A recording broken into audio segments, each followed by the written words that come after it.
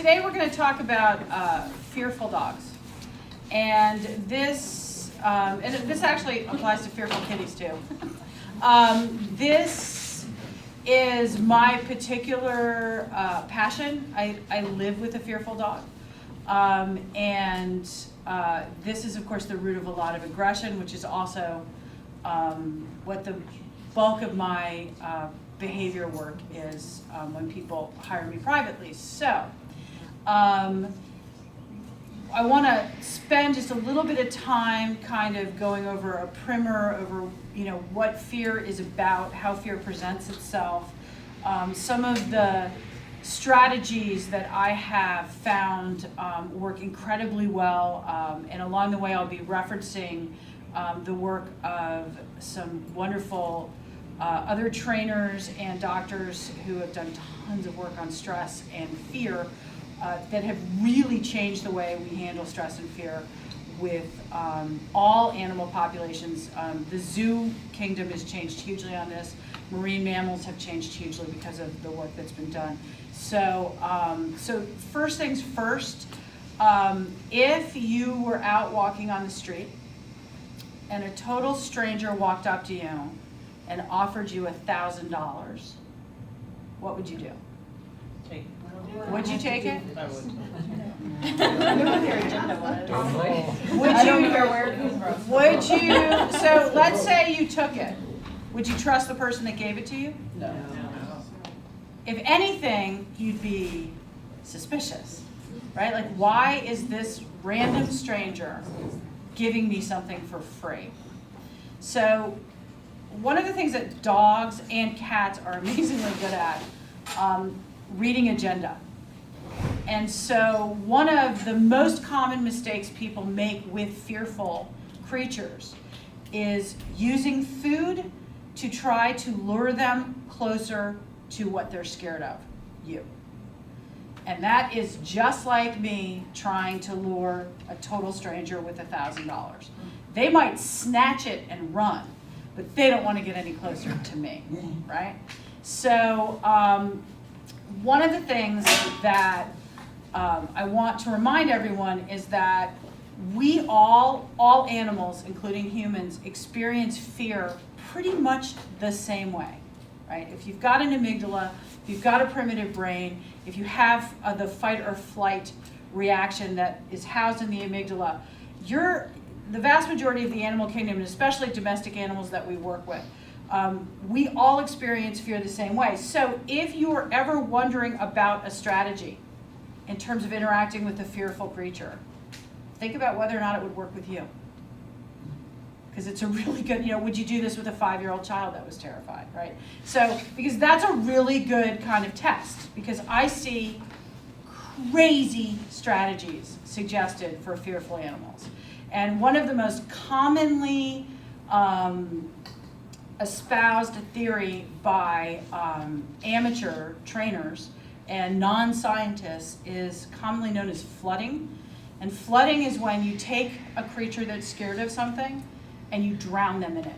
So if you're terrified of spiders and I wanted to flood you, I would put you in a closet with 5,000 spiders and just shut the door.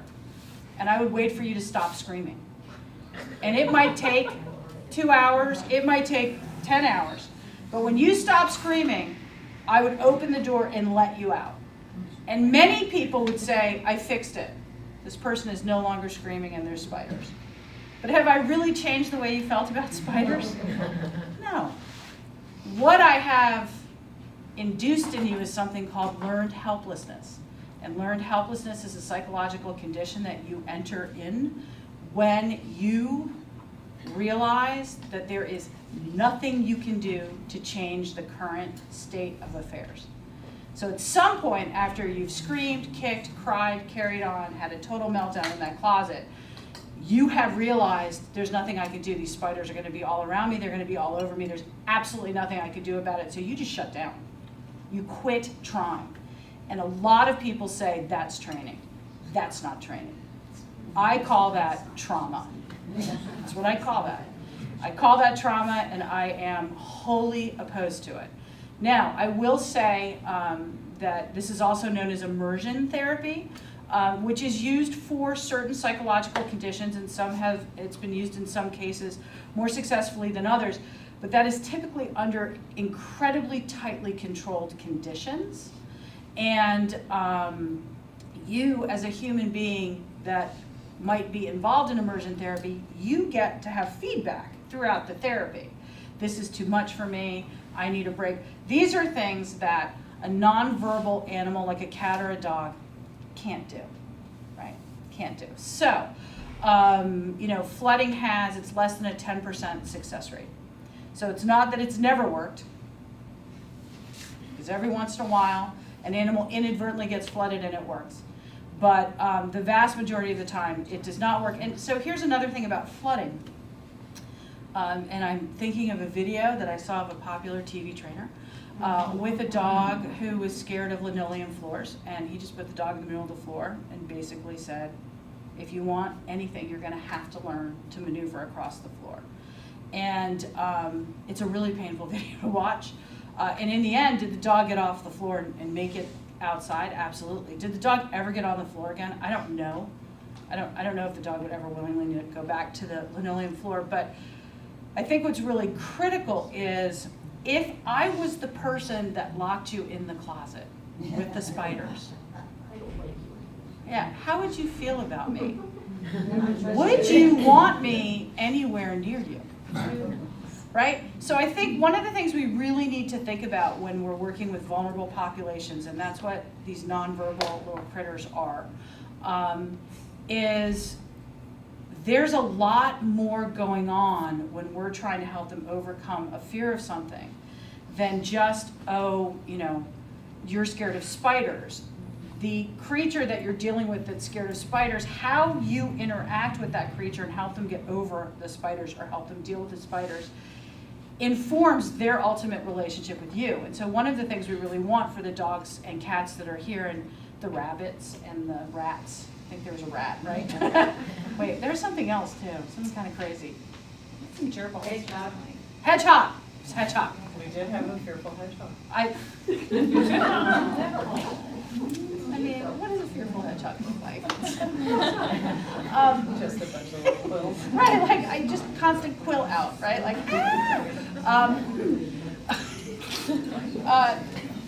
is very often we are those of us that work with them, we're really valuable information about the human species in general, because the relationship that they have with us and the experience that they have with us is going to inform how they view every other human being that they meet, right?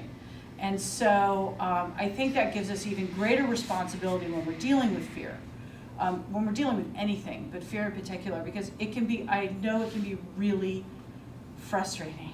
I live with a fearful dog. I know it can be really frustrating.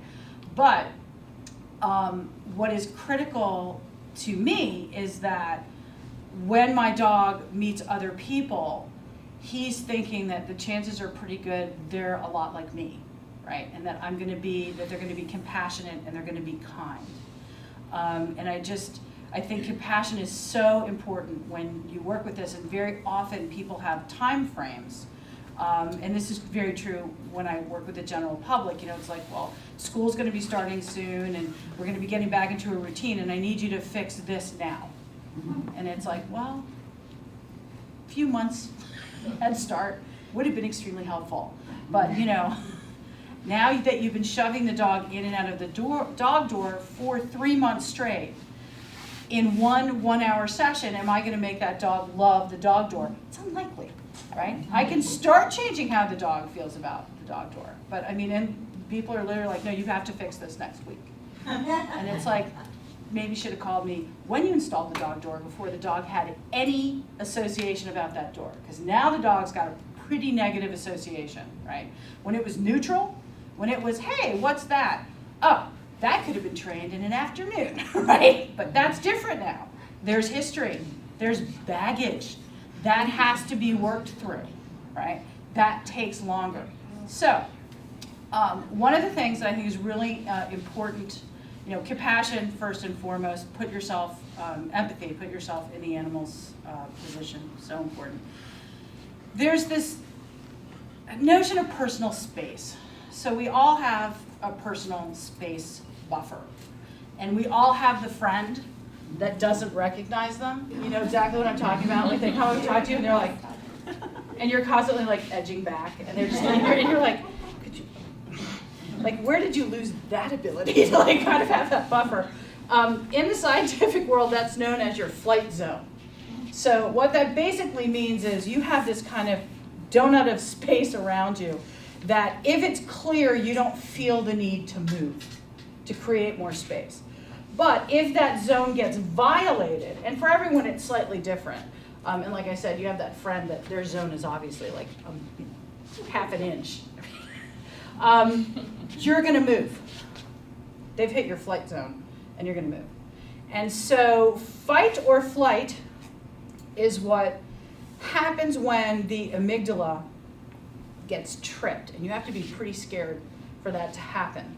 But there's a lot of gray areas before that trips. There's a lot of, I'm going to try and give myself more space. So what you've noticed probably with a lot of the worried dogs upstairs is they're kind of curious, but then they're kind of worried. And then they're kind of, well, now I'm not so sure. And so, or they'll lean forward, but their back legs will be fully back. So when your body is considering running for the hills, what it does is it really prepares itself. It sends all of your glycogen to your legs, your thighs in particular, so that you can spring. And most animals will choose flight over fight any day. The problem is they're on leash, they can't flee. They're in a kennel, they can't flee. They're tied out, they can't flee. So if you've had a scare, and all it takes is one, and you tried flight and couldn't do it because you were tethered to something, that's off the table now. You're not going to go revisit that. You're going to stick with fight. And so, aggressive displays, the scientific definition of aggression, is an attempt to increase social distance. That's all it is. So aggressive dogs, people tend to use the word aggression as a character trait. That dog's aggressive. It's like, no, in that moment in time, that dog wants more space, and to get it is displaying aggression, right? So, and people will say to me, well, that can't be true because if I drop the leash, my dog would run up to what it's barking at, you know? So let's say I'm a reactive dog on leash. Sandy's a neutral dog. So Sandy's walking by, or I'm walking your way, and I see Sandy, and I'm kind of startled, but I'm on leash, and I can't get away. So I start screaming, you get away! You need to get away! Right? So it looks like I'm this like coming on strong, looking for a fight. No, my belief is this will scare her away, right? So if I can't flee myself, I gotta make what's getting closer to me go away. And the way I'm gonna do that is I'm gonna scream bloody murder, right? So think about this. I tell you, there's a snake in the parking lot, copperhead. 20 feet long. Did they even get that big? Did I totally make that up? Did they get that big? Sandy's like, no. Oh, who's the snake expert? How big do they get?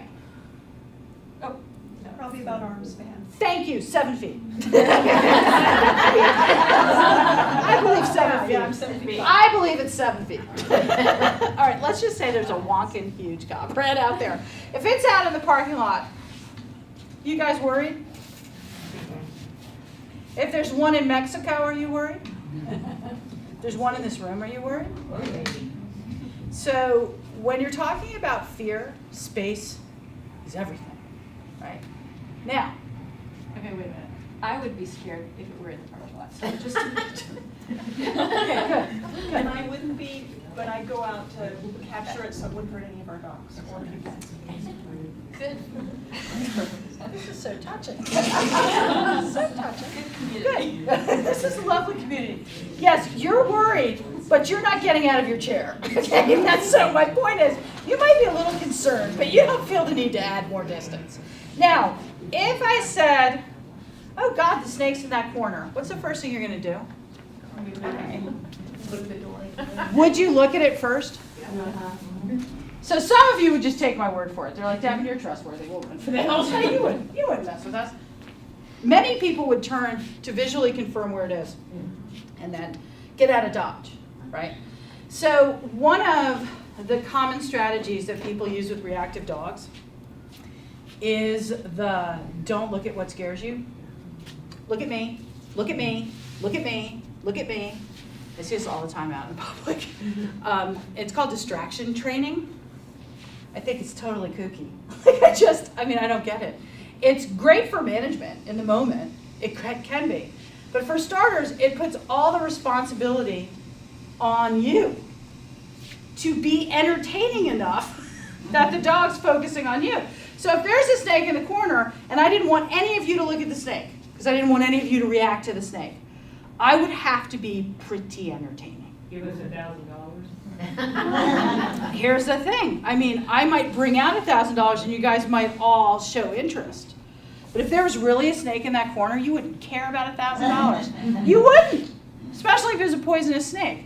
Now, what if I super glued you all to your chair and your chair was super glued to the floor? Oh my God. So you couldn't move. And I said, oh, the snake's in the corner. It's heading your way. It's under your chair, right? What are you going to start doing? Screaming. Because you're going to want to try to get the snake to go away. Don't come my way, right? If I'm crazy enough, that snake will not come my way. Go to the quiet person that isn't willing to scream. Pick them. Pick them, not me. Pick them. So that's another thing that people do with reactive dogs is they put them in a stationary position.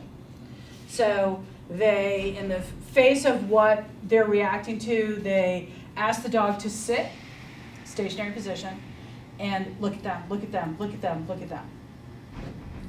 Those are two tactics that we would never do to someone that's scared if it was our own species.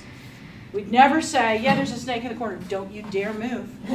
Don't you, look at me, look at me, look at me, look at me. Right? It's like, I'll give you $1,000, but the dog's like, I know. So, one of the things that I have found to be very helpful is I like dogs to be able to follow what worries them. Now, that said, there are dogs that lock on and lose their mind, right? We've all seen those dogs where it's not just I'm following what scares me. It's I have really malicious intent for what scares me, and I am locking on and losing my mind, and so they're kind of in a hysterical state. And so for those dogs, I don't think letting them look at it helps. I think actually, hey, you took a look, now let's get out of the equation by you turning, going behind something. There's something called a calming cap, which can be really helpful because it's sort of like nylon and they can see through it, but it filters a lot of what they can see. So it cuts down on the visual input that they're getting, which can be really helpful. So again, the strategies that I'm talking about here, it's not like there's one size that fits all. There are dogs that are different. For example, if I'm working with a reactive border collie, let's think about herding breeds. They are hypersensitive to movement. They're supposed to be. That's their job, right? So those are dogs that once they see something that scares them, it can actually be really helpful to encourage them to disengage from it, right? Because they're so prone to track, they can easily trip into insanity if they're left to their own devices, right? That's not true of all border collies, but there are definitely some breeds that I find are the staring turns into a hard stare, turns into let's have a throwdown, versus I just need to follow you to see where you're going. That's it. So again, it's not one size fits all. Another thing that is essential in my mind is space. So when I'm dealing with a reactive dog, and I think this is really challenging here when you're trying to get in and out of the pens because you don't have the ability to manipulate space. Outside, one of the quickest things you can do to diffuse a situation is add space.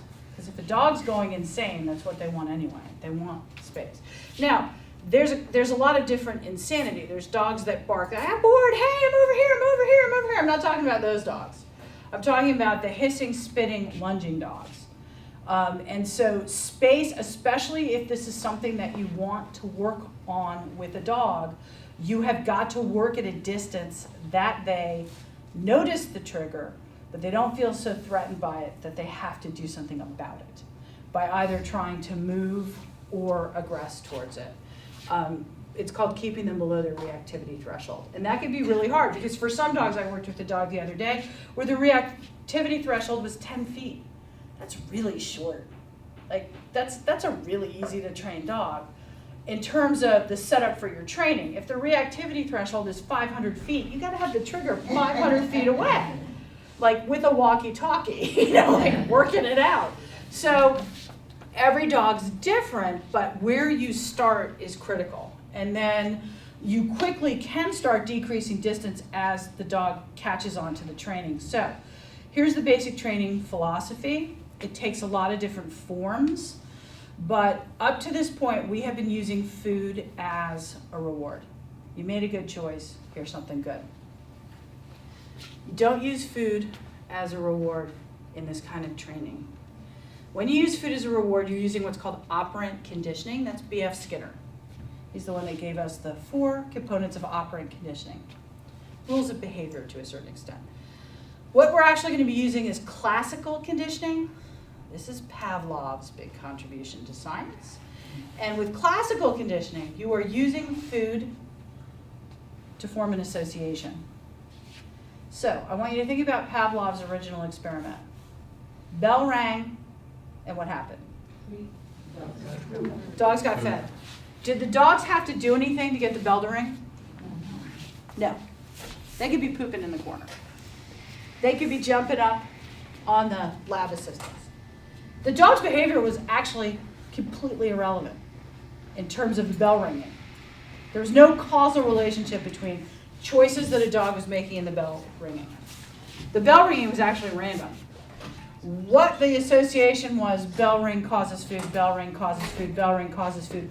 Wow, this bell ringing is a predictor of food, so that when I hear that, I'm already salivating, food isn't even present yet, right?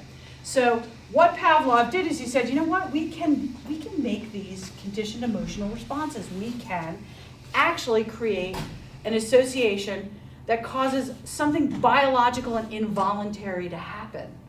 That's kind of amazing. And actually, his colleagues thought he was crazy. They really did. He was already in trouble. That's why he was doing this work. He wasn't doing the work, it was the indoctrination system is what he was really supposed to be working on. But when he was like, eureka, that we really discovered something fascinating, everyone in the scientific community was like, lock him up. He's lost his mind. He's been in Siberia, put him together. So this association happens all the time, whether you want it to or not. So when you pick up a leash, what does your dog do? Pavlov. What is a leash a predictor of? Go for a walk. New smells. Right? Can't help myself, it's new smells.